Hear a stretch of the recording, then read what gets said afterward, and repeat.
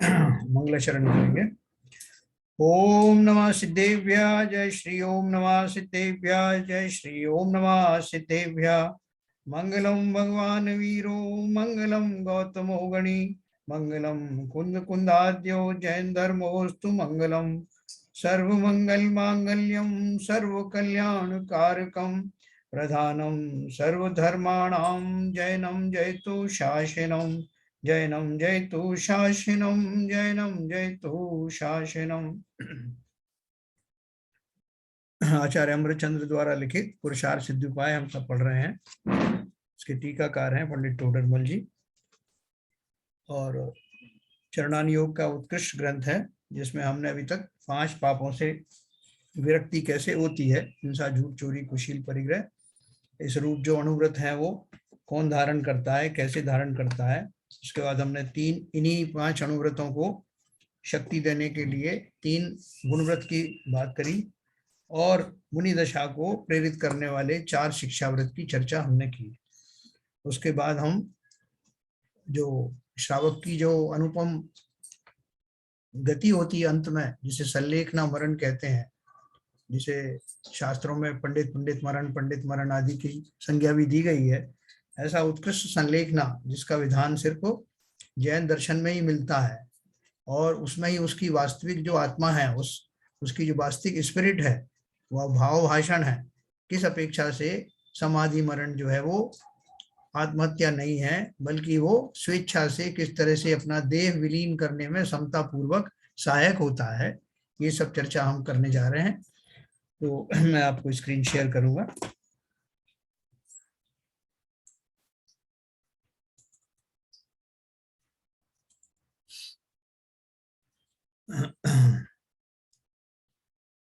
हमने कल जो गाथा पढ़ी थी 175, उसका भावार्थ मैं आपको बताता हूँ।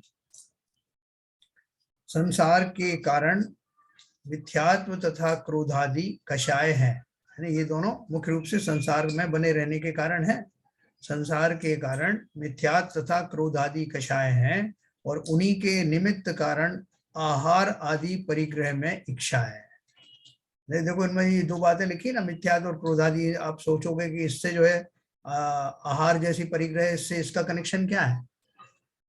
क्योंकि सीधा सीधा ये जो दोनों मिथ्यात्व और क्रोध हैं, क्रोध आदि कषाय जो है वो कौन कौन से हैं? मोहनी कर्म के ही 2 भेद हैं, दर्शन मोहनी और चारित्र मोहनी। और जब तक ये हैं तब तक संसार बना रहता है।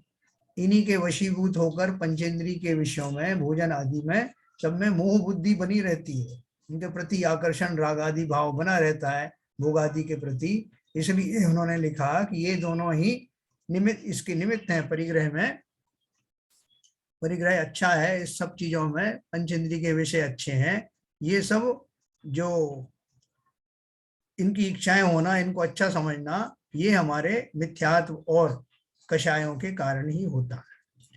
तो हमको मतलब मोहादि से विरक्त होना है। देखो वहां से वो डिराइव करके ला रहे हैं कि अगर संसार से निकलना है तो उत्तम चीज क्या है कि मैं इन कषायों से निवृत्त हो जाऊं, और उसके पहले भेद विज्ञान करके जिस शरीर को मैं अपना कहता हूँ, अपना मानता हूँ, अपना स्वरूप मानता हूँ, इससे मेरी निवृत्ति हो जाएगी और मैं वास्तविक वस्तु स्थिति को समझ जाऊंगा। तो इसकी वो उन्होंने वहां से डिराइव किया है। तो ये लोग लिखा है, संसार के कारण मिथ्यात् तथा क्रोधादि कषाय हैं, और उन्हीं के निमित्त कारण आहार आदि परिग्रह में इच्छा है। स्वसन्मुखता के बल के द्वारा इन सभी का घटाना ही सल्लेखना कहलाता है। देखो सल्लेखना कोई क्रिया विशेष का नाम नहीं है कि मैंने हाथ पैरों छोड़ दिए, ढीले छोड़ दिए, और भोजन आदि से मुंह मोड़ लिया, और भूख लग रही है तब भी मैं अपने आप को कंट्रोल कर रहा हूँ, और तृषा को भी कंट्रोल कर रहा हूँ। ये उन क्रियाओं का नाम सल्लेखना नहीं है। वो क्रियाएं तो अपने आप घटित होती हैं, उसका मूल कारण है मेरा देह के प्रति होने वाला ममत्व भाव, भोग आदि के प्रति होने वाला मेरा ममत्व भाव। इसलिए उन्होंने क्या लिखा, स्वसन्मुखता के बल के द्वारा इन सभी का घटाना ही सल्लेखना कहलाता है। जैसे जैसे मैं अपने राग आदि में कमी करूंगा, मोह आदि में कमी करूंगा, कषायों में कमी करूंगा, तो मेरी सल्लेखना उसी काल से प्रारंभ हो जाएगी। सल्लेखना का बहुत व्यापक अर्थ है। खाली मात्र ये नहीं कि वो 3 दिन के लिए पानी छोड़ देना और भोजन छोड़ देना संलेखना हो गई। वास्तव में तो जो मेरे संसार के प्रति तीव्र राग आदि के परिणाम पड़े हुए हैं, उनसे विरक्ति होना ही संलेखना है। तो वो कैसे घटाऊं मैं उसको, वो एक दिन का काम नहीं है। अपन कहते जरूर है कि साहब वो तो अंतिम समय में होना चाहिए, अंतिम समय में होगा कैसे? उसकी प्रैक्टिस कहाँ से लेके आनी है जिससे अंतिम समय में वो चरम पर पहुंच जाए आपकी जो साधना है। अंतिम समय में शुरू नहीं होता, अंतिम समय में समापन होता है उन भावों का, उन भावनाओं का जो आपने जीवन भर जो प्रतिज्ञाएं की हैं, वो उसका चरम पॉइंट है। तो देखो कैसे घटित होता है। अपन आज बहुत अच्छे से समझेंगे ये संलेखना का अर्थ क्या है। यह संलेखना भी 2 प्रकार की है, एक क्रम क्रम से त्याग करना और दूसरी सर्वथा त्याग करना, अर्थात अनुक्रम से आहार का कम करना अथवा सर्वथा त्याग करना काय संलेखना है, तथा क्रोधादि कषाय का घटाना अथवा त्याग करना कषाय संलेखना है। देखो इन्होंने पहले आहार का दिया ना, अनुक्रम से आहार का कम करना अथवा सर्वथा त्याग करना काय संलेखना है। इससे शरीर हमारा इन्वॉल्व है ना इन चीजों में, इसलिए वो काय संलेखना हो गई। तथा क्रोधादि कषाय का घटाना अथवा त्याग करना कषाय संलेखना है। अतः विचार करके श्रावक को अपने मरण के अंत समय अवश्य ही संलेखना करनी चाहिए। वो क्या बोल रहे हैं, विचार तो आपने अभी से कर लिया और आपने ये भी भावना वाली कि अंत समय में मैं ये सब विधिवत धारण करूंगा। तो अंत समय में करोगे तो बाकी समय में कुछ नहीं करोगे क्या? उसका अर्थ क्या है, अंत समय में मैं इसको क्लाइमैक्स पर ले जाऊंगा, चरम स्थिति पर ले जाऊंगा, ये भाव है। तो लिए अतः विचार करके श्रावक को अपने मरण के अंत समय अवश्य ही संलेखना करनी चाहिए। आगे देखो क्या लिखा है, मैंने जीवन पर्यंत जो पुण्य रूप कार्य किया है तथा धर्म का पालन किया है, उस धर्म रूपी धन को मेरे साथ ले चलने को यह एक संलेखना ही समर्थ है। कौन सा धन? तिजोरी में रखा वाला धन नहीं, बल्कि जो मैंने धर्म भावना, धर्म ध्यान आदि पूर्वक जो जो क्रियाएं, शुभ क्रियाएं की हुई हैं, उनके फलस्वरूप जो पुण्य का संचय हुआ है, ऐसा 7-6 पुण्य साथ जाएगा, तभी अगली गति में आपको उसका फल, सुखद फल मिलेगा, जो आपको मोक्ष मार्ग में प्रशस्त करने वाला है। वो पुण्य जो है आपको भोगादि देगा, ऐसा आपने भाव से सही तो उस पुण्य को नहीं बांधा है, वो तो फिर निदान बंद हुआ। तो यहाँ क्या बात कर रहे हैं, देखो मैं आपको बहुत खुल के बताऊंगा। मैंने जीवन पर्यंत जो पुण्य रूप कार्य किया है तथा धर्म का पालन किया है, उस धर्म रूपी धन को मेरे साथ ले चलने को यह एक संलेखना ही समर्थ है। ऐसा मुझे पता है कि ये मैं क्यों कर रहा हूं, यही एक तरीका है जिससे ये मेरी जो प्रशस्त पुण्य के रूप में जो कमाई हुई है, या जो मेरे जो कर्मों में जो ढीलापन आया है, उनकी स्थिति अनुभाग आदि कम हुए हैं, उन सबको बिल्कुल लास्ट स्टेज तक ले जाने के लिए ये संलेखना बड़ी सहायक है। कैसे सहायक है? मैंने अब यदि मरण समय संन्यास धारण करेंगे तो सर्वधर्म परलोक में मेरे साथ जाएगा, और जो यहाँ परिणाम भ्रष्ट हो गए तो दुर्गति में गमन होगा। इसलिए ऐसी भावना पूर्वक श्रावक को अवश्य ही समाधि मरण करना योग्य है। तो वो कैसे करेगा, देखो अगली गाथा अपन पढ़ेंगे। मरणान्तेन अवश्यमहं विधिना संलेखनां करिष्यामि इति भावना परिणतोड़ नागतमपि पालयेदिदं शीलम। सम्यक प्रकार से लेखना यानी कषाय को क्षीण क्रश करने को संलेखना कहते हैं। जब ऊपर फुटनोट लिखा ना, उसके अभ्यंतर और बाह्य 2 भेद हैं। काय के क्रश करने को बाह्य और अंतरंग क्रोधादि कषायों को क्रश करने को अभ्यंतर संलेखना कहते हैं, है ना। एक आंतरिक संलेखना और एक बाह्य संलेखना। बाह्य संलेखना अपने आप होने लगेगी अगर अंतर की संलेखना मौजूद है, तो उसका विपरीत नहीं हो सकता। तो देखो आगे क्या लिखा है, मैं मरण के समय अवश्य शास्त्रोक्त विधि से समाधि मरण करूंगा। इस प्रकार भावना रूप परिणति करके मरण काल आने से पहले ही यह सल्लेखना व्रत, जिसमें शीलम लिखा है, यह सल्लेखना व्रत पालना अर्थात अंगीकार करना चाहिए। मरण समय से पहले ही आपको ये प्रतिज्ञा लेनी है। वो प्रतिज्ञा ऊपर ऊपर की होगी तो कुछ कार्यकारी होगी नहीं, परिणाम बिगड़ जाएंगे, इसके पूरे चांस है। लेकिन अगर भाव पूर्वक आपने वो प्रतिज्ञा की है कि मरण को ऐसा चाहा है कि देहांत के समय में तुमको ना भूल जाऊं, ऐसा आपने वास्तव में भाव भाषण करके अंदर में उस विरक्ति को पहचान कर उन क्षणों को स्मरण करके आपने अगर ये संकल्प किया है तो आपको अवश्य ही उस फल की प्राप्ति होगी। तो क्या कहा उन्होंने कि मैं मरण समय अवश्य ही विधि पूर्वक समाधि मरण करूंगा। ऐसी भावना सहित श्रावक जो प्राप्त नहीं हुआ है ऐसे शील स्वभाव को भी प्राप्त कर लेता है। बहुत सारे लोग तो बोलते हैं ना, देखो मैं इस चीज का नेगेटिव साइड में आप देखें तो वो बोलते हैं कि मैं इससे अवश्य ही बदला लूंगा। अभी उन्होंने बदले का जो है प्लानिंग नहीं की, कैसे लूंगा, क्या लूंगा, क्या करूंगा, ये नहीं लिया। लेकिन ऐसे क्षणों में आके तीव्र कषाय में आकर के लोग ऐसा संकल्प कर लेते हैं कि मैं एक ना एक दिन उसका विनाश करूंगा, मैं इससे ऐसा बदला लूंगा। अभी कोई प्लानिंग नहीं, लेकिन उसने संकल्प कर लिया, प्लानिंग अब शुरू होगी।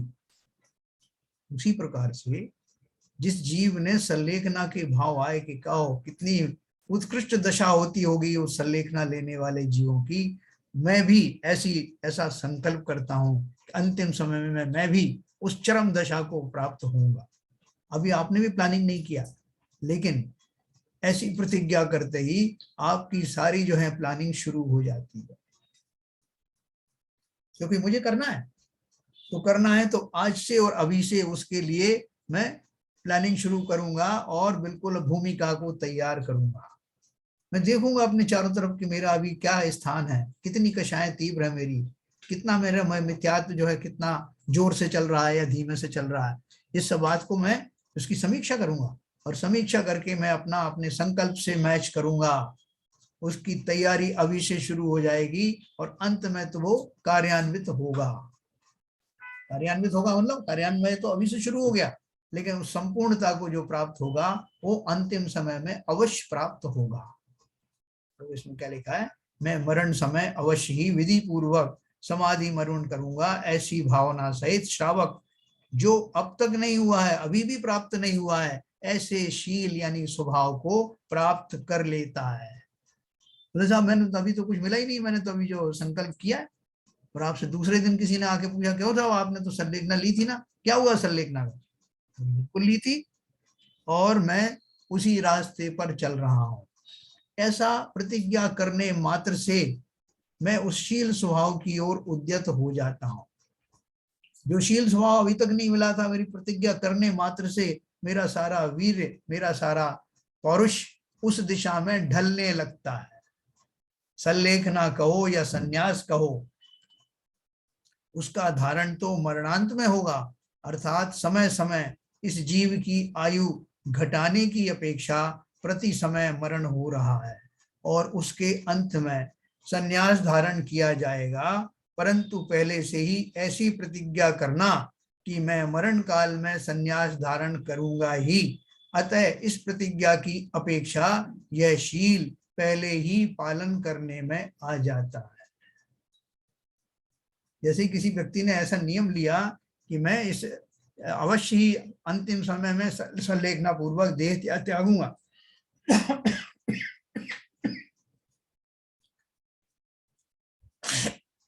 तो ऐसी प्रतिज्ञा करते ही क्योंकि उसका समस्त वीर पौरुष उस दिशा में ढलने लगता है, तो वो बोलते हैं कि ऐसा धारण करते ही उसका वास्तव में वो शुरू हो जाता है, वो कमिटमेंट उसका शुरू हो जाता है। अतः इस प्रतिज्ञा की अपेक्षा से, माने प्रतिज्ञा की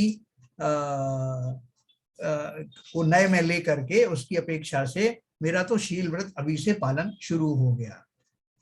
श्रावक को इस बात का विचार सदैव करना चाहिए कि मैं अपने मरण समय अवश्य संलेखना धारण करूंगा। कारण कि मरण समय प्रायः मनुष्यों के परिणाम बहुत दुखी हो जाते हैं तथा कुटुंबी जनों व धनादि से ममत्व भाव नहीं छूटता। जिसका ममत्व भाव छूट जाता है उसी के सल्लेखना होती है। ममत्व भाव छूटने से पाप का बंध न होने के कारण नरकादि गति का बंध भी नहीं होता। इसलिए मरण समय अवश्य ही सल्लेख न करने के परिणाम रखना चाहिए। देखो इसमें क्या है, अपन कोई कंडीशनल नहीं लेते। जब कोई सल्लेखना का संकल्प लेता है तो कंडीशनल नहीं लेता कि वैसा वैसा है कि उस टाइम में अगर परिणाम ठीक हुए तो मेरी सल्लेखना है, नहीं तो नहीं है, या मेरे कषाय वगैरह अगर मंद हुए तो मेरी सल्लेखना है, नहीं तो नहीं है। कंडीशनल नहीं, मैं अभी से करूंगा ना वो सब चीज। जैसे किसी ने चोरी करना छोड़ दिया तो वो ऐसा कंडीशनल लेके साहब अगर जो है चोरी का बहुत अच्छा माल नहीं मिला तो मैं चोरी नहीं करूंगा, या बहुत अच्छा आकर्षक माल होगा तब की बात अलग है, बाकी अभी फिलहाल तो मैंने छोड़ दिया, ऐसा नहीं। यहाँ तो मैं अपने पूरे जीवन को अपनी दृष्टि में रखते हुए कि क्या क्या मुझे विकल्प आ सकते हैं, आने की संभावना है, मैं किस दशा में हूँ, मेरी गृहस्थी में क्या क्या दशाएं हैं, ऐसा हुआ तो क्या होगा, मुझे रोग आदि आ गए तो उनका निवारण कैसे होगा, ये मैं प्लान करता हूँ ना, उस प्लानिंग शीट में ये सारी चीजें होती। अगर रोग आ गया तो मैं उनसे कैसे निवृत्त होऊंगा, अगर मुझे लोभ आदि के किसी तरह के प्रसंग आए तो उनसे कैसे निपटूंगा, मुझे जो है कोई आसपास नाते रिश्तेदारों के लिए कुछ करना पड़े उल्टा सीधा तो कैसे करूंगा, उन प्रसंगों में क्या करूंगा, ये सारा प्लानिंग शीट में आ जाता है। और वो बिल्कुल आश्वस्त हो जाता है कि अब किसी भी प्रकार की हर्डल आपदाएं क्यों ना आए, मैं अपने आप को उस संलेखना में अवश्य ही स्थापित करूंगा। अभी देखो इसमें बहुत लोगों को ये एक टेस्ट है, लक्षण बताने के लिए एक टेस्ट है इसका कि आपके जीवन में धर्म ने प्रवेश किया कि नहीं। कल अपन चर्चा कर रहे थे कि किसी ने अपने पहले ही उत्कर्ष काल में पूर्व अगले भव का आयु बांध ली, हमें तो पता भी नहीं, हमने तिरंज गति की बांधी, हमने जो है एकेंद्रीय आदि की बांधी, नरक आदि की बांधी, हमें नहीं पता। तो क्या लक्षण है इसका, क्या टेस्ट है, मेरे संलेखना लेने के भाव ही नहीं होंगे, मेरे लोगों से सरल वृत्तियां करने का भाव ही नहीं होगा। किसी ने तिरंज गति का बंद कर लिया तो वो लाख कोशिश करे उसकी मायाचारी जाएगी नहीं, जब वो कोशिश भी करेगा लेकिन एक उसके ऐसे उत्कृष्ट भाव बनेंगे नहीं। तो इसलिए ये अपना टेस्ट खुद करके देखना, अगर मैं सक्षम हो रहा हूं अपनी जो भी वृत्तियां, हर आदमी अपनी वृत्तियां जानता है, ईमानदारी से अगर विश्लेषण करे तो मेरे अंदर कितना मान कषाय है, कितने क्रोधादि परिणाम है और दूसरी कषाय हैं, उनका लेखा जोखा करके, और क्या मैं अब उनसे विरत हो रहा हूं, अगर मैं संकल्प लेता हूं तो कहीं मैं उसमें संधियां तो नहीं निकालने लगता हूं कि ऐसा हुआ तो नहीं करूंगा, या मैं बिल्कुल दृढ़ता के साथ ऐसे संकल्प लेने में समर्थ हूं, तो समझ लेना कि मैंने खोटी आयु का बंध ना तो पहले किया है और ना ही अभी मरण तक करने वाला। और अगर ऐसे भाव ना आए, भावों में अगर विषमता है, ऋजुता ना आए और मान कषाय बहुत ज्यादा बढ़ता हुआ नजर आए, तो स्वयं ही अपना आकलन कर लेना कि मेरी क्या दशा होने वाली, किसी और से पूछने की जरूरत नहीं। तो इसलिए उन्होंने लिखा ममत्व भाव छूटने से पाप का बंध न होने के कारण नरकादि गति का बंध भी नहीं होता। हम खुद ही अपना आकलन कर सकते हैं कि मैं नरक जाऊंगा कि नहीं, मैं तिरंज गति में जाऊंगा कि नहीं, मैं देव गति में जाऊंगा कि नहीं, इसका सर्टिफिकेट मैं स्वयं अपने आप को दे सकता हूँ। इसलिए मरण समय अवश्य ही सल्लेखना करने के परिणाम रखना चाहिए।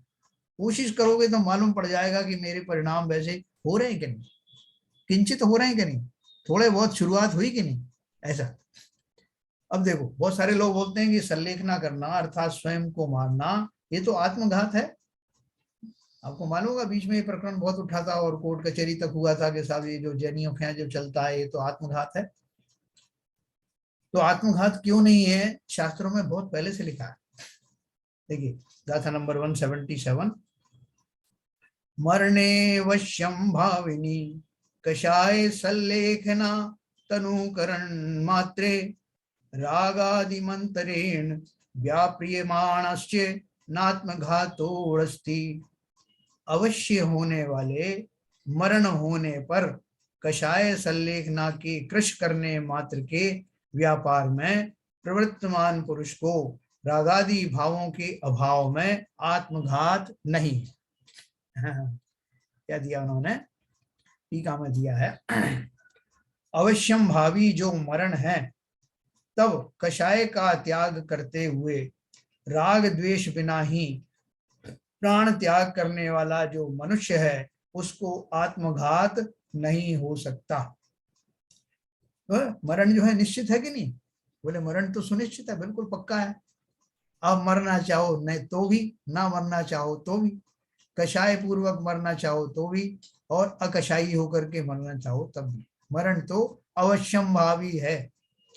तो अवश्यम भावी जो मरण है तब कषाय का त्याग करते हुए राग द्वेष के बिना ही प्राण त्याग करने वाला जो मनुष्य है उसको आत्मघात नहीं हो सकता, है ना। आत्मघात किसको कहेंगे? आत्मघात करने वाला जीव तीव्र कषाय पूर्वक स्वयं को मारने के भाव करता है। बिना बिना कषायों के, बिना तीव्र कषाय के आत्मघात जैसे जघन्य कार्य होते नहीं। तो जिसने ऐसी कषाय से निवृत्ति पहले ही ले रखी है, लेने की वांछा कर रखी है, उसको ऐसे खोटे कार्य उसके द्वारा होंगे ही नहीं, इसलिए आत्मघात का दोष उसको लगने वाला नहीं। यहाँ कोई कहेगा कि सन्यास में तो आपघात का दोष आता है, उसका समाधान संलेखना करने वाला पुरुष जिस समय अपने मरण को अवश्यम भावी जानता है तब सन्यास अंगीकार करके कषाय को घटाता और रागादि को मिटाता है, इसलिए आपघात का दोष नहीं है। ये अपन बहुत सारे तरीके से समझ सकते हैं। एक कैंसर का पेशेंट है और उसको मालूम पड़ा, अचानक से डिक्लेयर हुआ कि भैया आपकी जो है लास्ट स्टेज है, बचने की कोई चांसेस नहीं।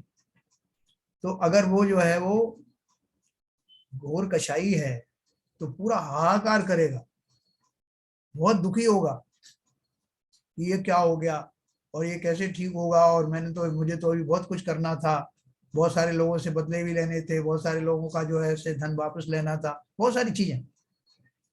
और अगर वो जो है उसकी समता के परिणाम हो गए, उसको लगा कि अब मेरी आयु इतनी ही बाकी रही है, मरण अवश्यम भावी है, तो जिन जिन जीवों के प्रति मेरे मन में द्वेष भाव है उनको तुरंत छोड़ दूं। संसार में कुछ रखा नहीं है, ये राग आदि मैंने जिन जिन से किया है, किसका राग? जहां देह अपनी नहीं तहां ना अपना को, ये देह ही छूटने वाली है। ऐसा जिसको भाव आने लगता है वो डिक्लेयर होने के बाद में जो थोड़ा सा समय बचता है उसमें ऐसा अनुपम कार्य कर लेता है,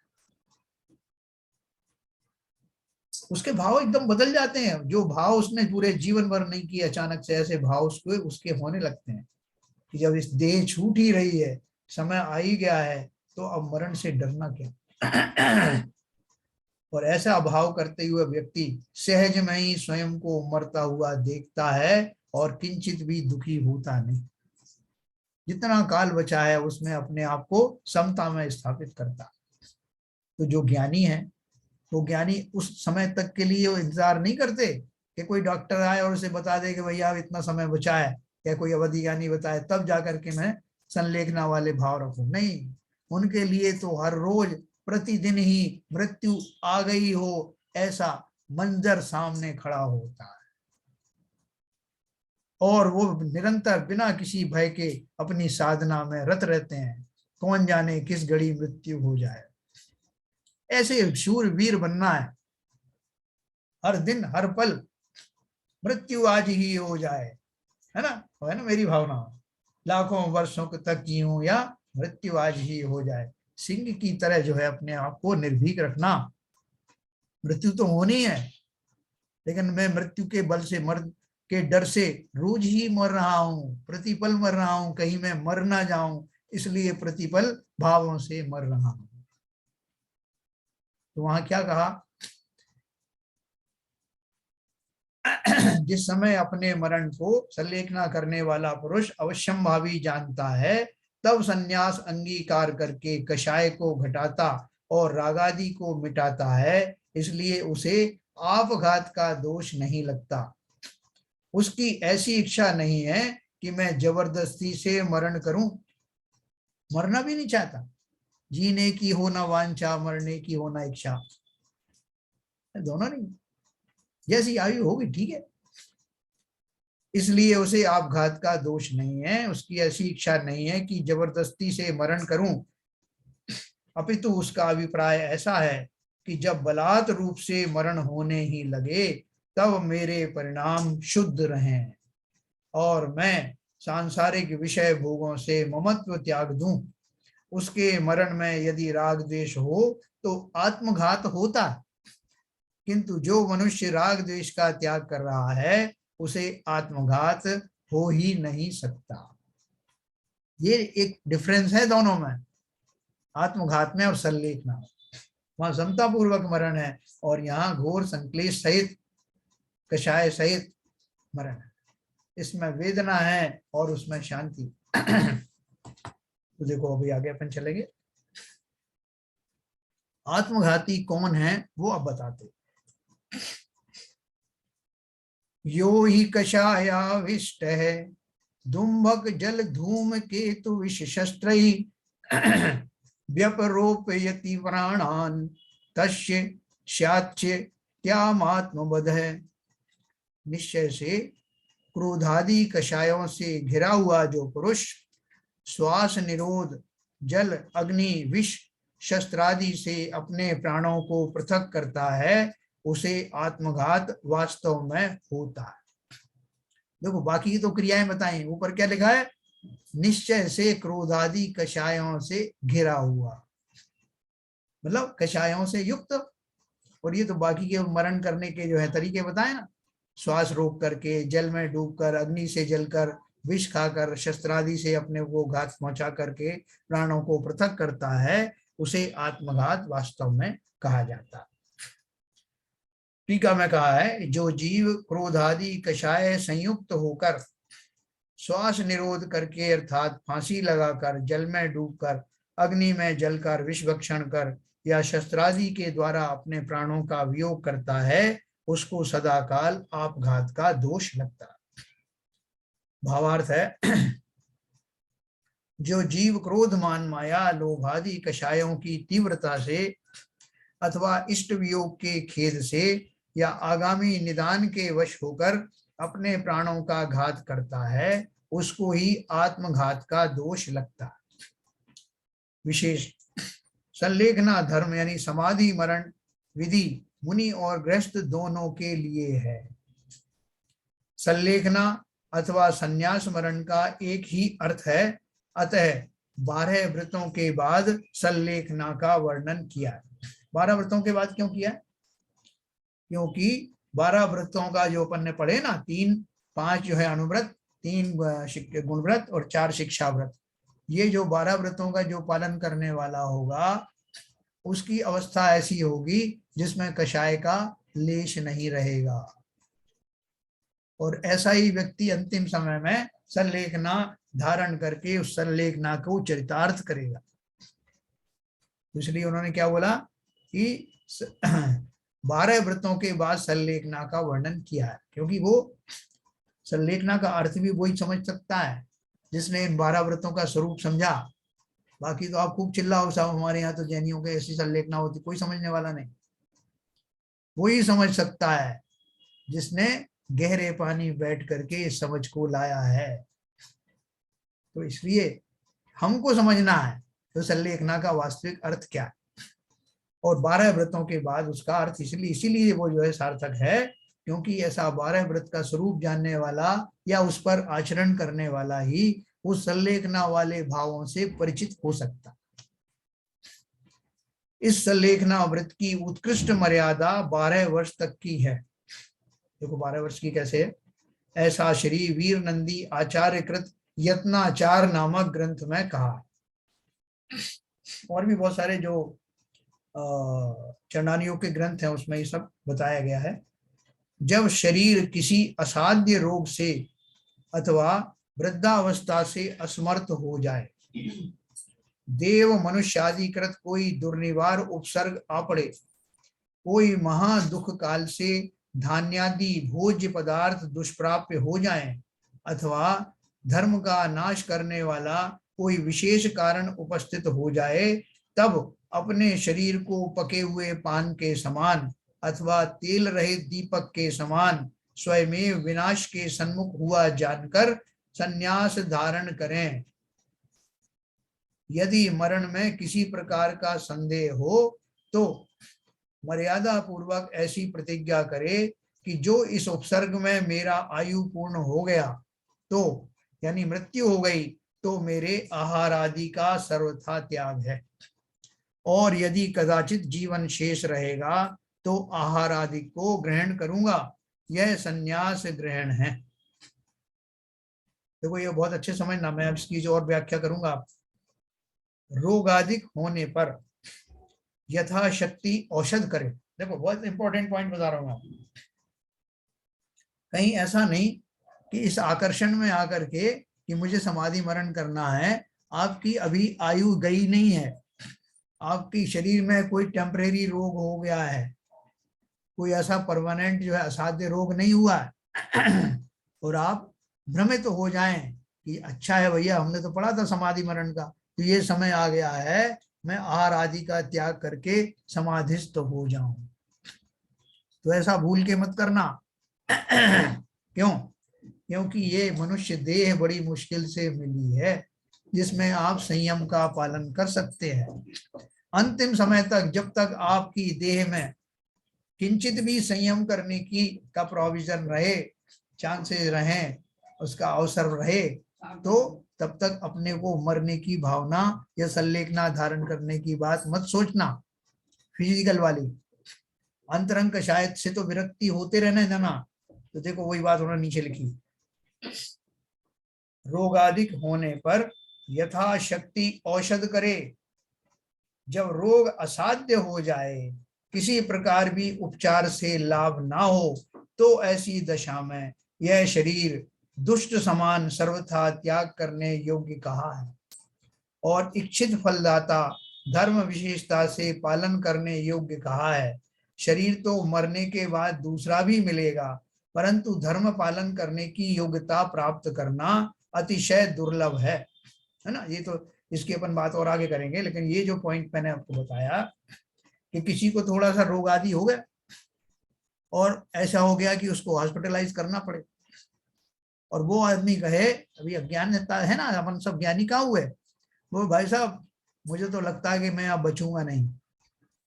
कोई कोई को तो बहुत भावाषण होता है, तीव्र हो जाता है, वो बात अलग है, लेकिन सामान्य तौर पर छोटे मोटे रोग हो गए और उसको हॉस्पिटलाइज करने की जरूरत पड़ गई और वो कहे नहीं साहब मैं अस्पताल नहीं जाऊंगा, क्यों नहीं जाऊँ, मुझे तो समाधि मरण करना। अरे भाई तुम ठीक हो जाओ। नहीं नहीं मुझे ठीक होना ही नहीं, ये बहुत अच्छा मौका मिला समाधि मरण करने का। तो अवश्य ध्यान रखना, इस शरीर में अगर किंचित भी संयम धारण करने की योग्यता बनी रहे, औषधि आदि लेने के बाद भी हो सकता है कि वो आपकी सामर्थ्य वापस आ जाए। तो बहुत भली प्रकार से सुनिश्चित कर लेना, जब कोई उपाय ना बचे तभी संलेखना धारण करने की बात सोचना, क्योंकि ये शरीर देह देवालय है, इसको ऐसे ही मत गंवा देना। कितने पुण्य किए होंगे जब मनुष्य पर्याय मिली, इसलिए उसको ऐसे ही किसी से भ्रमित होकर के संलेखना से बहुत ज्यादा वो होकर के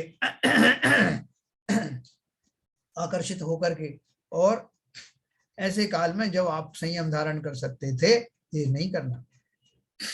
अभी देखो इनको समंतभद्राचार्य को भस्म व्याधि हुई थी ना, मैंने कई बार ये किस्सा पढ़ा। भस्म व्याधि कैसी थी, वो जितना भी खा लें वो सारा हजम हो जाता था और फिर भूख लग जाती, मनो खा लेते थे। तो उन्होंने वो भस्म व्याधि जो है वो करने के लिए दूर नहीं हो रही थी, तो उन्होंने मुनिव्रत धारण करने की बात करी आचार्य जी के पास जाकर के, महाराज मुझे आप मुनि दीक्षा दे दो और फिर मैं संलेखना लूंगा। उन्होंने क्या क्या, अवधि ज्ञानी थे वो, सब समझते थे।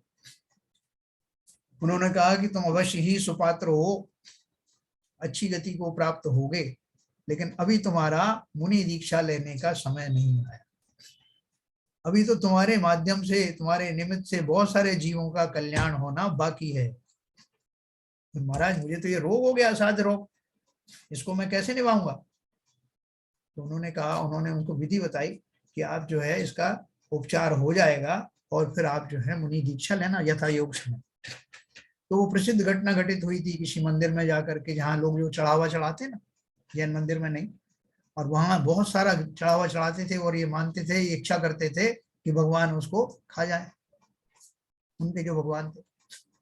तो उसको एक मंदिर में जाकर के उन्होंने लोगों से कहा, पुजारियों से, कि ये भगवान आपसे खुश नहीं है, मैं खिलाऊंगा तो शायद ये खा ले।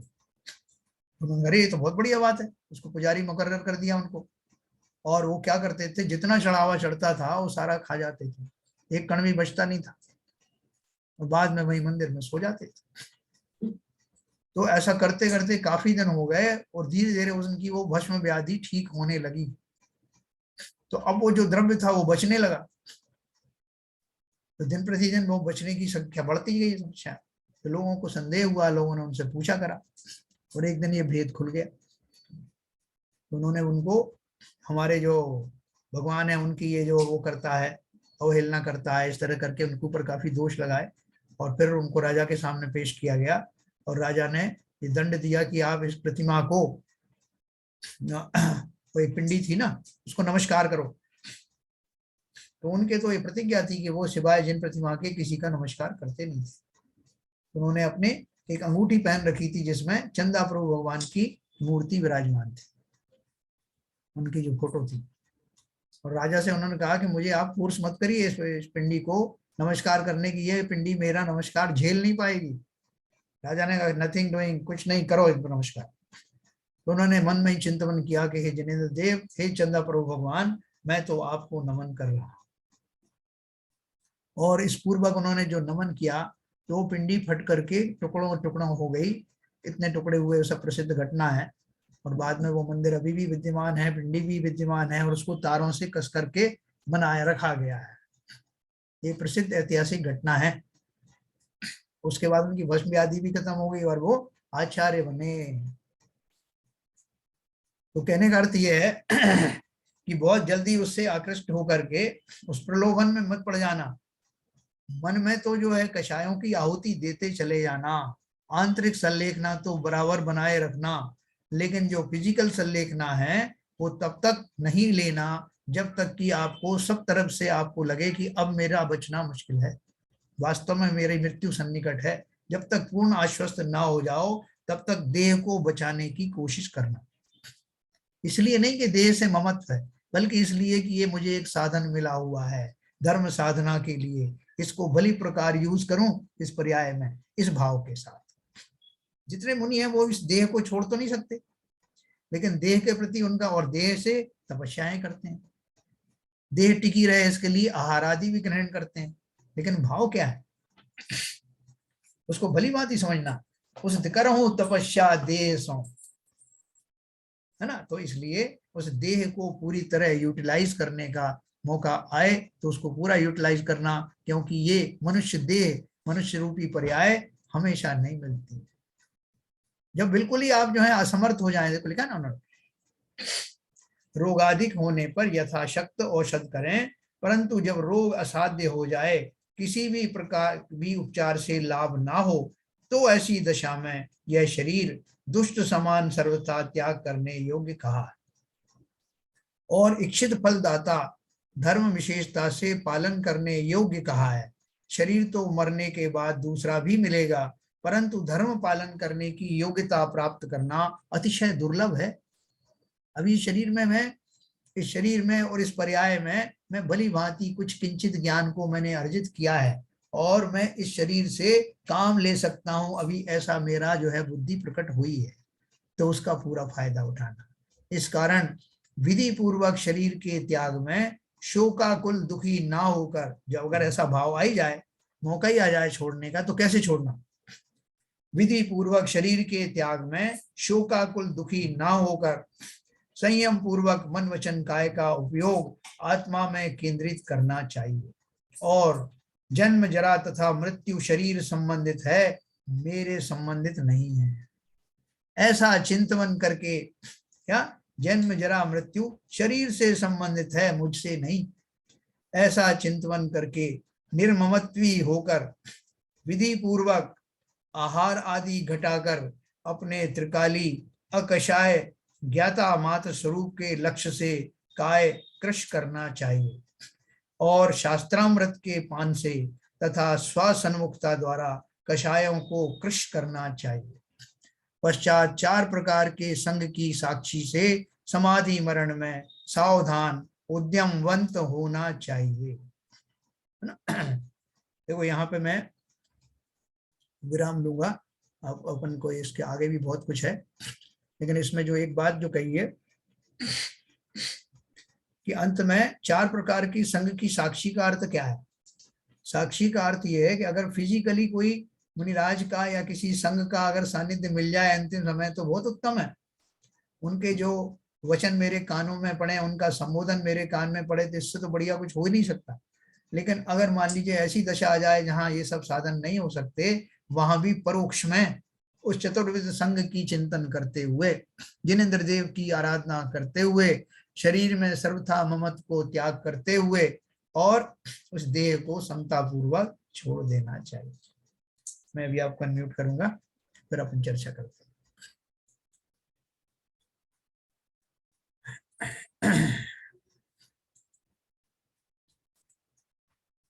हाँ सर, ये थोड़ा समय मिले तो ये 3 गुण व्रत के बारे में थोड़ा रिपीट कर दें।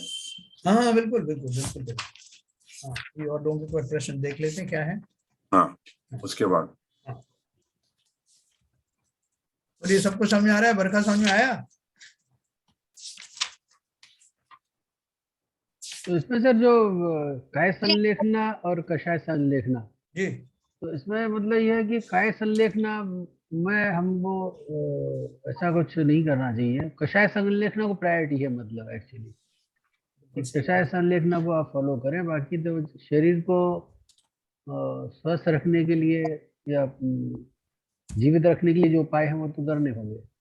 हाँ देखिए ऐसा है, अपन ने दो स्टेजेस पढ़ी। एक स्टेज तो ये है कि मुझे एक ऐसा रोग हो गया है, अभी रोग भी नहीं हुआ सब, मैं पूरी तरह स्वस्थ हूँ। तो हम सब ने अभी संलेखना का जो महत्व समझा, उस महत्व को समझ करके हम सब ये चाहेंगे कि अंतिम समय में मेरी दशा ऐसी हो, चरम पर पहुंच जाए।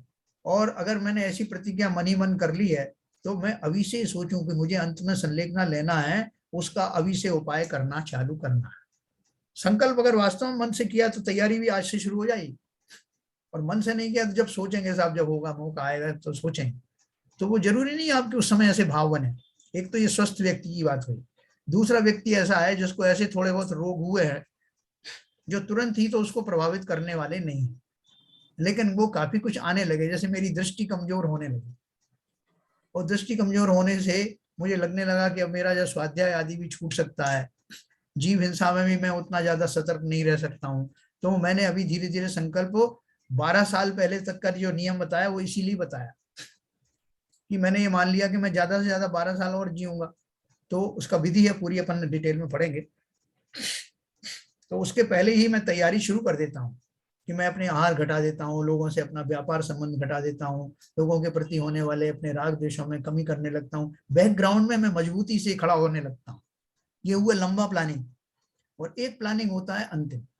अब जो मैंने आपको भी लंबा प्लानिंग बताया, उसमें भी मेरे राग द्वेषों में कमी आई कि नहीं आई? कमी आए बिना तो वो दशा प्रकट होगी ही नहीं। जो बाह्य समाधि मरण है वो तभी जो है सफल होगा जब आपका अंतर में वैसा भाव आने लगेगा, नहीं वो सफल नहीं होगा। अब बोलोगे साहब ऐसा है कि रोटी छूटेगी तो साहब क्या होगा, हम झूठे झूठे वादे अपने आप से करते रहेंगे। नहीं साहब, मैं तो शरीर को इसलिए रखे हुए हूँ कि ये मेरे संयम का कारण बनेगा, और वास्तव में शरीर से बहुत लगाव है। तो अपने आप से छल मत करना। वो कषाय जो छोड़ने का भाव है वो तो फ्रॉम द डे वन, मैंने आपसे कहा ना, ज्ञानी पुरुष तो ये मान के चलता है हर पल तैयार रहता है, मृत्यु एक घड़ी मत विसरो करो नित आओ जम मुख बीच में। ध्यानत राय जी ने जो कहा इसलिए कहा, वो हमेशा तैयार, मरने के लिए तैयार, मृत्यु आज ही आ जावे। तैयारी है आपकी? बोले बिल्कुल तैयारी। ऐसी हमारी दशा नहीं है ना। वो तैयारी करो, और तैयारी करके एक दिन मैं भी उनकी पंक्ति में आके खड़ा हो जाऊं, जो खम ठोक के कहते हैं कि भले ही मृत्यु आज ही आ जाए, लाखों वर्षों तक जीऊं। ये ऐसे नहीं बनाया। भाई अंतरिंग भाव तो पहले बनना चाहिए, तभी बाहरी क्रिया। बिल्कुल। तो ललित जी कह रहे हैं, वो सही कह रहे हैं, कसाय पहले काम होता है। देखो, ये जाने जिन जीवों की वास्तव में वैसी परिणति होने वाली है अंतिम समय में, उनको भाव भाषण भी होने लगता है, यस यस। उस संलेखना का स्वरूप समझ में आने लगता है। और किसी को जो समझ में नहीं आया हो संलेखना, मीर्जा जी क्लियर है आपको?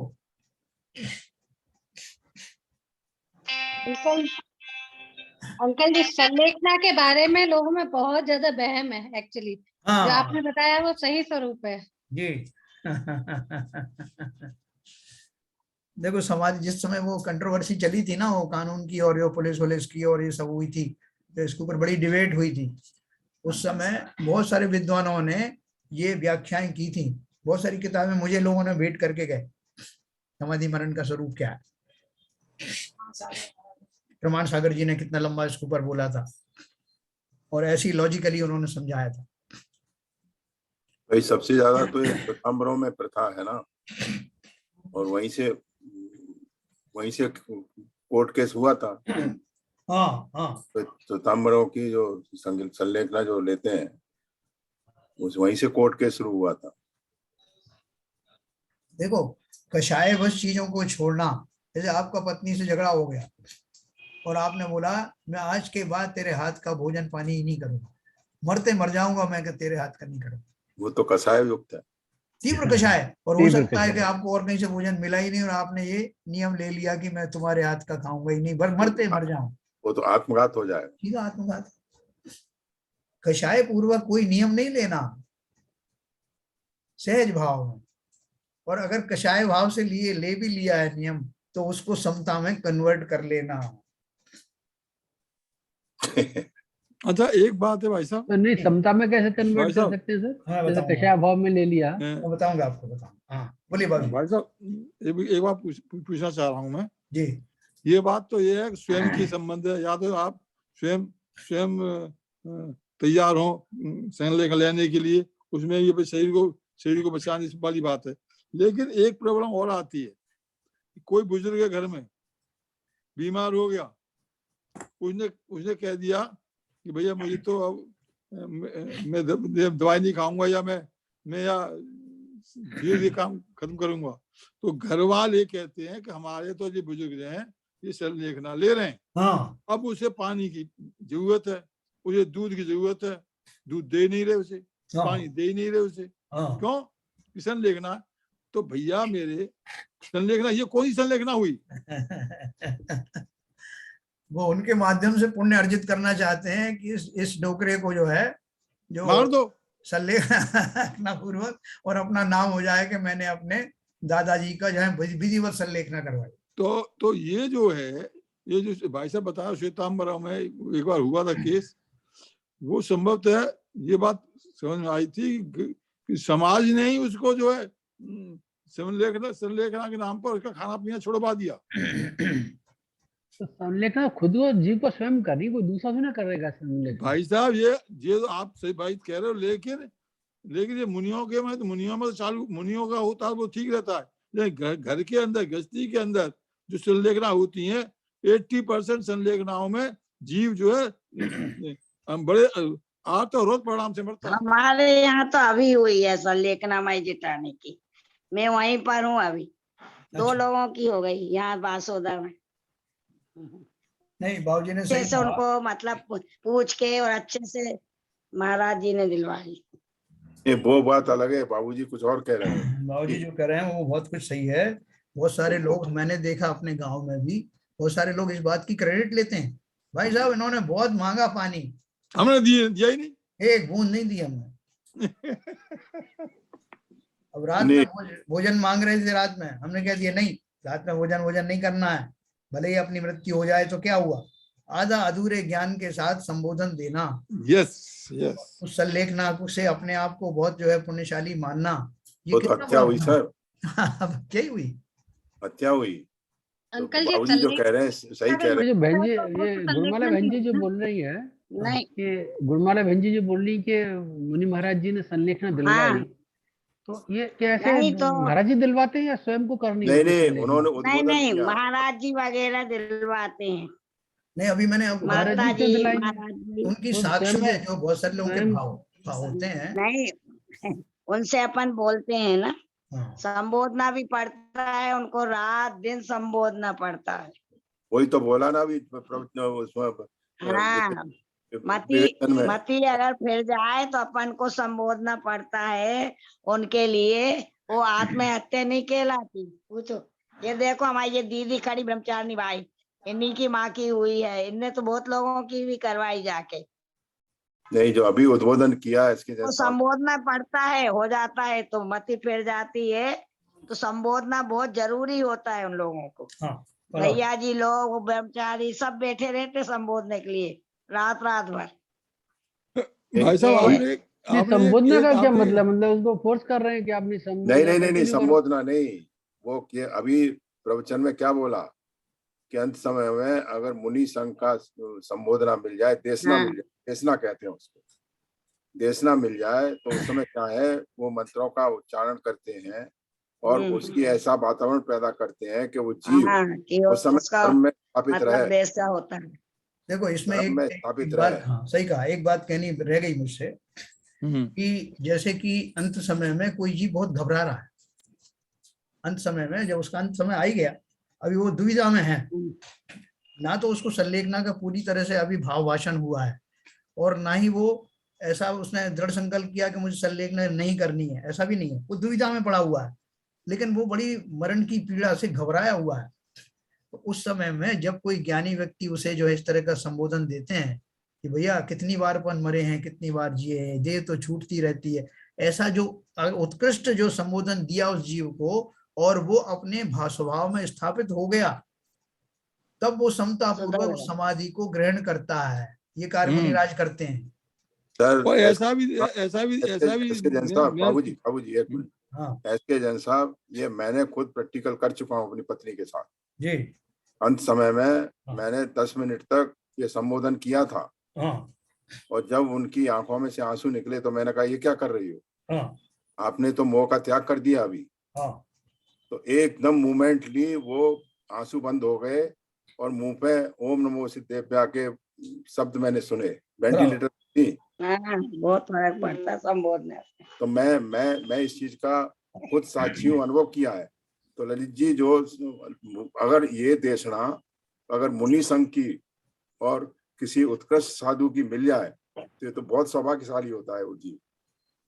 ये संबोधना बहुत आवश्यक है और ऐसे समय में तो बहुत जरूरी है, बहुत जरूरी है, क्योंकि उसको उस घड़ी में धर्म में स्थापित रहने के लिए लगातार कोशिश के बाद स्थापित धर्म में रहे, और उस धर्म स्थापना के संरक्षण में अगर उसका अंतिम सांस ली जाती है तो निश्चय ही जो उसने धर्म लाभ लिया है वो उसके साथ जाता है, उसको सद्गति मिलती है। यस। तो इसलिए वो जो संबोधन आदि करने का है, और संबोधन होने के बाद भी वास्तव में संबोधित तो उसको ही होना है, उस जीव को ही होना है, यस, है ना। इसलिए उसकी तैयारी भी होना, जो पहले से आपकी तैयारी है, मान लो लास्ट मोमेंट पे भटक गया, तब तो आप उसको स्थापित कर सकते हो। यस। लेकिन जिसने अभी जीवन भर इस तरह के भाव किए ही नहीं, ना वो इस तरह का मरण करना ही चाहता है, तो वो आपके संबोधन के बाद भी हो सकता है कि वो ना आए उस मार्ग पर। संबोधना की छोड़ो, बाबूजी कह रहे हैं हाँ। उसको पानी देना बंद कर दिया और रात को खाना मांग रहा है, तो वो काय की संलेखना है, वो तो हत्या है। ये बहुत बारीक भेद है, इनको अपन ऐसे जैसा आपने एक बार बताया था मुझे जी कि एक सज्जन जो वो एक मुनि महाराज जो है संलेखना ले रहे थे रात को, या कोई था, उसने बताया था वो बहुत बहुत बहुत बहुत संयमी थे, लेकिन उनको भाव आया कि मैं रसगुल्ला खाऊंगा मैं। और याद है आपको? आपने बताया था, याद है। तो रसगुल्ला के बहुत पीछे पड़े, तो मुनि महाराज ने कहा इसे रसगुल्ला दे दो, और उनको रसगुल्ला दिया गया, और उन्होंने रसगुल्ला खाया भी। उसके बाद में उनको संबोधा, और फिर उन्होंने नियम लिया। एक आपने मुझे याद है, आपने बताया था एक बार। ऐसा हुआ था, एक्चुअल में हुआ था। वो क्या है कि उसके जो कषाय भाव उस समय बने हैं उनको समता में लाने की ये इनके इन प्रकार तैयारी की। हाँ, ये राइट उसको शांत नहीं करोगे हाँ, तो और ज्यादा भड़केंगे, प्रबल होगी वो कषाय और प्रबल होंगी। और और प्रबल। खाली मुंह में रसगुल्ला डालने से धर्म नहीं खत्म हो जाता। हाँ, असली धर्म तो जो है अंदर से होता है। और वो भाव भाषण अगर इस तरह भी होता है, अभी देखो एक बहन जी ने किस्सा सुनाया था कि कुछ मुनि थे जो बेचारे जो शिथिलाचारी हो गए थे किसी कारण से, तो विशुद्ध सागर महाराज ने उस संघ में गए, उनसे सबसे मित्रता करी, उनका जो है बड़प्पन बताया, उनकी बहुत प्रशंसा की, और बाद में धीरे से उनसे कहा कि महाराज आप इतने ज्यादा षष्टम सप्तम गुण स्थान के धारी होकर के, और आप तो ये सब छोड़ने में बहुत समर्थ हैं, इस तरह की बात है, शरीर में कौन अपना इतना ममत्व रखता है। ऐसे करके उनको वहां स्थापित किया वापस से। बहुत बढ़िया, बहुत बढ़िया। तो ये हमको ये सब बारीकी समझना पड़ेगी, समाधि लेने वाले को भी और समाधि में जो सहायक बनते हैं उनको भी ये विशेषता मालूम होना चाहिए। बहुत सेंसिटिव है सर। इसमें सर एक पॉइंट है, बिल्कुल बोल रहा हूँ सर। बोलिए। जो हम बोल रहे हैं ना कि बहुत लोग जबरदस्ती दिलवाते हैं, उसमें सर 2 रीजन होते हैं। कभी कभी जो जीव सारे उसने अपने लाइफ में सब चीजों का त्याग करके रखा, समता भाव रखा, लेकिन अंतिम समय में क्या होता है, उसकी फिजिकल कंडीशन साथ नहीं देती। सपोज उसने पूरे जीवन आलू का त्याग करके रखा, और अंतिम समय में उसको इतनी सुधि नहीं है कि आलू क्या है और अदर क्या है, उसके लिए तो उसके मुंह में कुछ भी डाल दो तो खा लेगा, क्योंकि उसको उतना भी विवेक ही नहीं रहा कि क्या सही है क्या गलत है। अब उस केस में अगर हम ये बोलें कि साहब वो जबरदस्ती उसको नहीं दे रहे हैं, वो सही नहीं होगा। वो भी सही, बिल्कुल सही कह रहे हैं। क्योंकि हमें पता है कि वो जो अभी मांग रहा है वो अभी सुध में नहीं है, और ये तो इनके तो भाव। दूसरा जीव ऐसा भी हो सकता है कि उसका कभी जीवन में नहीं रहा, तो उसकी बात अलग है। लेकिन जब हमें पता है कि इस जीव ने कभी भी जब ये पूरी अपनी चेतना अवस्था में थे तो इन्होंने कभी भी इस सब चीजों को नहीं माना। आज अगर उनकी फिजिकल कंडीशन ऐसी है तो हमें उसको सपोर्ट करना चाहिए। उसको फिर हम ये नहीं बोलेंगे कि हमने जो है उसको जबरदस्ती संलेखना दिलाई या जबरदस्ती उसको नहीं दिया, और जो वो मांग रहे थे वहां पे थोड़ा सा ये डिफरेंस आ सकता है। नहीं विपुल जी, आप सही कह रहे हैं। वो रसगुल्ले वाली बात यही लागू होती है ना, कि उन्होंने रसगुल्ला मांगा, फिर दे दिया, फिर उसको स्थापित किया। देखो तो समझाने की बिल्कुल सही है। जब शुद्ध बुद्धि नहीं है, मानसिक स्थिति से उसको पता ही नहीं है, तो उस समय तो अपने को देखना है कि भाई ये जीवन भर इसने पूरा साध रहा है, तो इस समय इसके भाव क्रियाओं से क्यों बिगाड़े जाए। देखो मुनि संघ में भी अगर एक मुनि जो है विचलित होता है, उसको वो वेदना हो रही है, आप उनको भाषण देने बैठ जाओ कि महाराज आप तो ये हैं वो हैं, भाषण तो अपनी जगह पे, तीव्र वेदना हो रही तो उनके शरीर आदि में मालिश करना, हाथ पैर दबाना, वो सब भी फर्ज है, औषधि आदि देना, क्षमता में लाने का फर्ज है। हाँ, उसमें ये मत तो नहीं महाराज आपको तो अभी संलेखना लेना है, आप काय की बात कर रहे हो, दुखी हो रहा है ना, शरीर टूट रहा है, टूटने दो, एक दिन सांस भी टूट जाएगी। ये ऐसे भाषण देने की जरूरत नहीं है, वहां फिजिकली उनकी मदद करना है। मतलब ब्रेस्ट भी अगर है, ब्रेस्ट नहीं हो सबको, बहुत ही डेलिकेट इशू है, बहुत डेलिकेट इशू, बहुत डेलिकेट इशू, बहुत ही विवेक से परिस्थितियां अनुसार क्या कहते हैं उसको हैंडल करना है। तभी तो बताया कि कितने भाई साहब कितने मुनि होते, 36 मुनि, कितने 33 कुछ संख्या बताई है। कितने मुनियों की संलेखना के लिए कितने मुनि होने चाहिए, वो मुझे ध्यान नहीं है। कुछ संख्या है उसमें। हाँ बोलिए। ये जैसे बाबूजी ने बोला ना, उसी के विपरीत, जैसे कि हम जैसे इतना स्वाध्याय सुनते हैं, अब हमें काफी कुछ मालूम हो गया, लेकिन हमारे परिवार में तो सबको ये ज्ञान नहीं है इन सब चीजों का।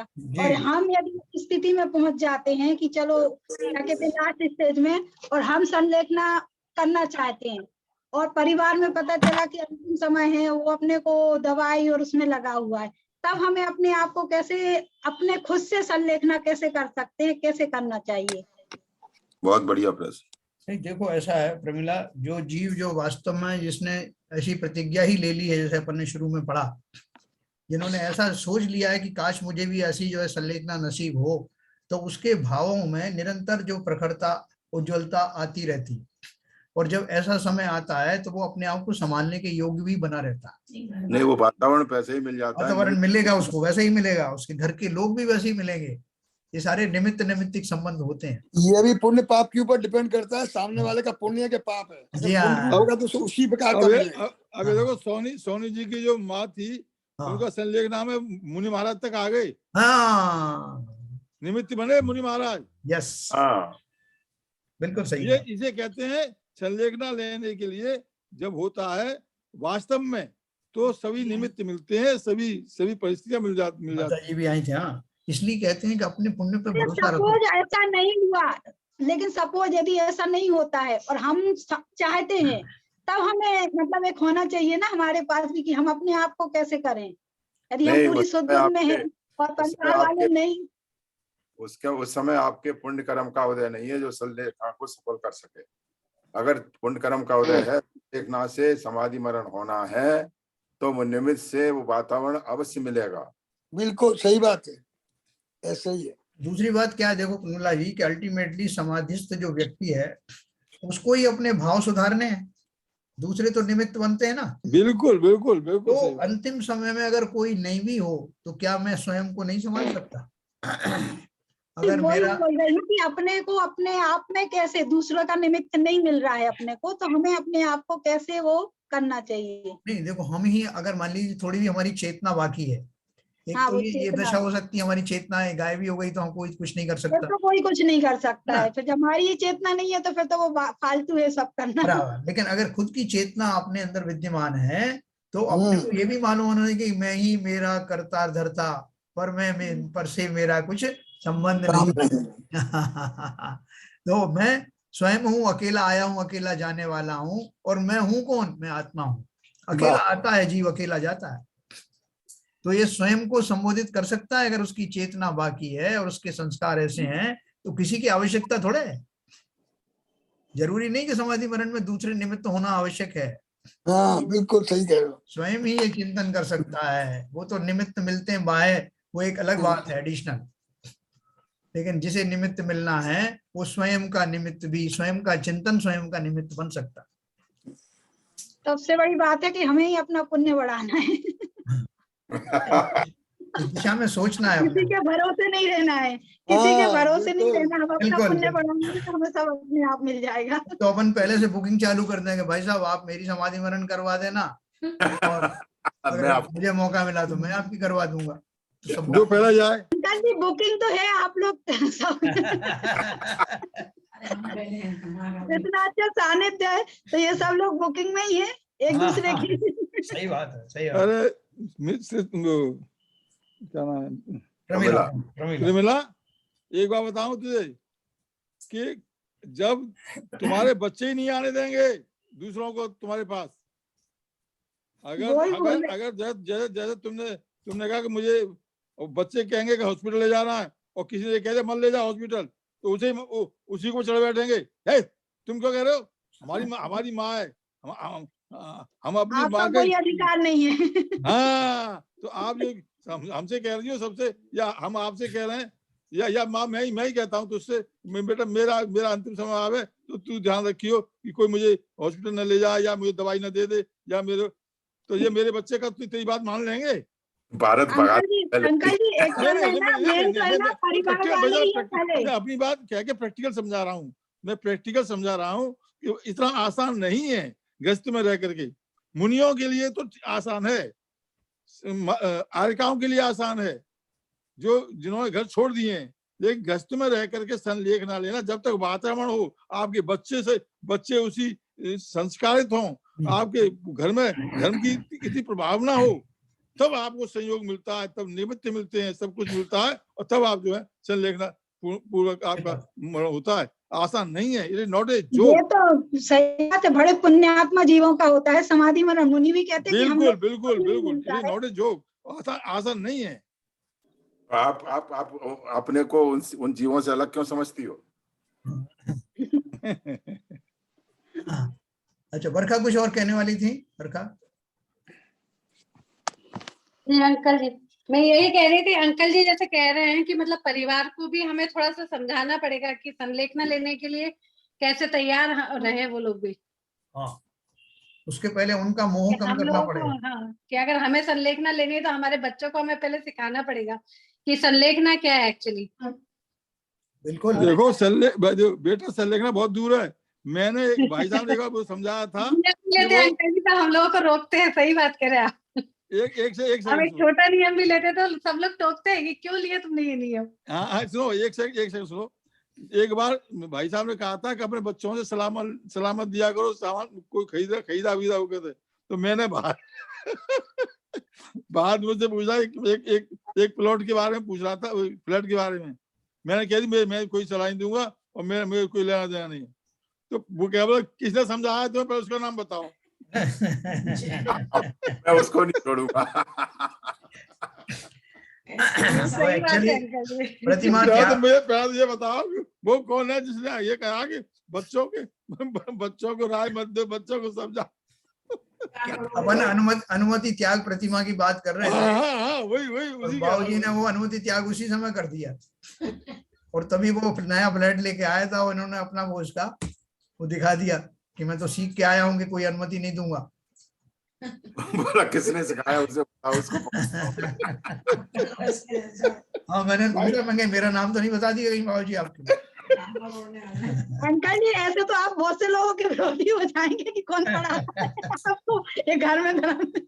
अरे भाई बड़ा मुश्किल पड़ता है भाई साहब, बड़ी पढ़ाने वाले की, पंडित की, स्वाध्याय कराने वाले की भी स्थिति बड़ी खराब हो जाती है उस समय। इसलिए संभल के बोलते हैं भाई। चलिए, तो तो अच्छा, भाई साहब भी तो उसमें रास्ता निकाल लेते हैं बोलते बोलते, भाई ऐसा व्यवहार में कुछ और है, भाई वास्तव में कुछ और है, बता देते हैं हाल की हाल।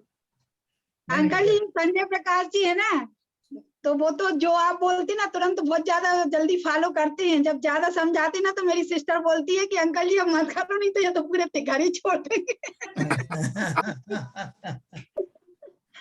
अच्छा, आजकल वो निगार है क्या संजय प्रकाश जी? अंकल जी उनका ऑपरेशन हुआ है एक्चुअल में। अच्छा अच्छा अच्छा। तो इनके चलो बड़े अपन, भाई, हाँ, संलेखना के बारे में अभी अपना ये टॉपिक चालू रहेगा, कल और भी बात करेंगे और सबसे डिस्कस करेंगे। विनोद बहन जी का भी अपन वो व्यू लेंगे। और अभी समय हो गया, दिनवाणी स्तुति करें।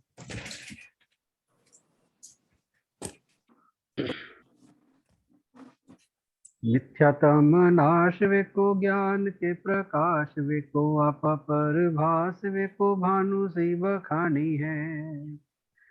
छह द्रव्य जान वेको बंध विधि भान वेको स्वपर पिछान वेको परम प्रमाणी है। अनुभव बताए वेको जीव के जताए वेको काहू न सताए वेको भव्य और आनी है। जहाँ तहाँ तार वेको पार के उतार वेको सुख विस्तार वेको यही जिन वाणी है। हे जिनवाणी भारती तोए जपू दिन रैन, जो तेरी शरण आ गए सो पावे सुख चैन।